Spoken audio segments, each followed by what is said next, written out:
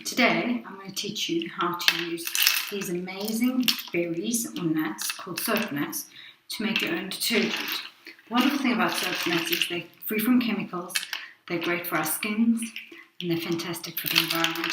So they can go straight out through your grey water into your garden. Actually, they're great even as a slight pesticide. But they don't harm your plants at all. Totally biodegradable, green, cost effective, and amazing. They come from India. What we do is you can actually put a couple in one of these little bags that come with the soap nuts. You can put 3 or 4 and put them in your load of washing and just wash your laundry like that. But what I found when you do that is the soap nuts have to stay wet between loads. So unless you're planning to wash the whole day, that doesn't really work. The other option I found is that you can actually make a soap nut liquid, which you can then pour into your washing machine. It can also be used in your dishwasher. I'll show you some variations over time of the soap nut liquid, how to use it to make a shampoo and all sorts of other products. Now, all I'm going to do is I'm going to make a small amount today. So you take about 3 or 4 of these berries or nuts. As you can see, they come broken. Can you see them? Oops. There we go. They come sort of broken.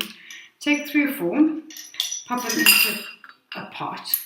Then you use a little bit of vinegar. I'm using apple cider vinegar. I've used spirit vinegar as well.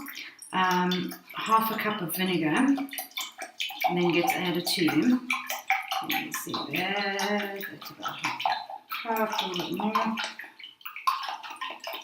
Half a cup of vinegar really brings out the saponifying effect of the nuts. And then we put in 1.5 cups of water. We do add a little bit more water later. Just 1.5 cups of lovely fresh water. And then we put the nuts on the stove and we allow them to boil. The soaps or nuts have now been boiling for 20 minutes. That's what it looks like. And you can see the water has gone murky and you're starting to see the saponification, the bubbles on the surface.